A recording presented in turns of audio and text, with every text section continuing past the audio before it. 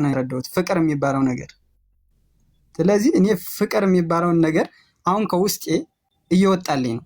ያንን ነገር ከሰማሁ በኋላ ያንን ያችኛዋ ልጅ ብር ከሌለው አንቺን ለምን ቀረበሽ?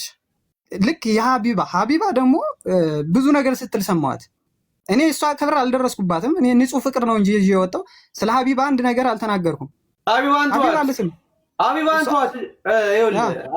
ተዋት።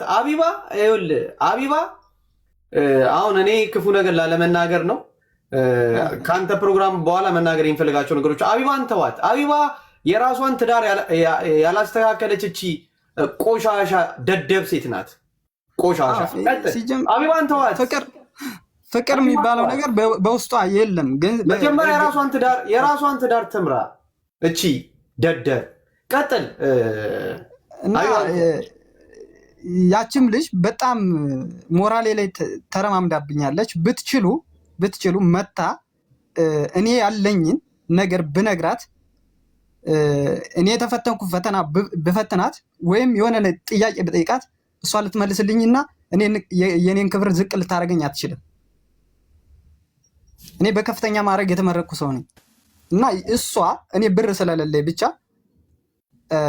እኔ ልታንቋሽሽ ወይም ብር ብዬ ያልመጣሁትን ሰው ብር እንደፈለግኩ አድርጋ የምታንቋሽሸኝ ሴት እሷ ናት። እና እሷ መታ ትንሽ ብነግራትና ልክ ልኳን ነግሪያት ቢወጣልኝ ደስ ይለኛል።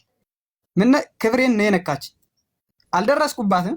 ልታስታርቅ ከሆነ የምታስታርቀኝ ከሆነ በስርዓት ማስታረቅ ነው ያለባት። ከዛ ውጭ ግነት ለምን እኔ መስራት ጠፍቶኝ እኮ አይደለም፣ እየሰራው እኮ ነው።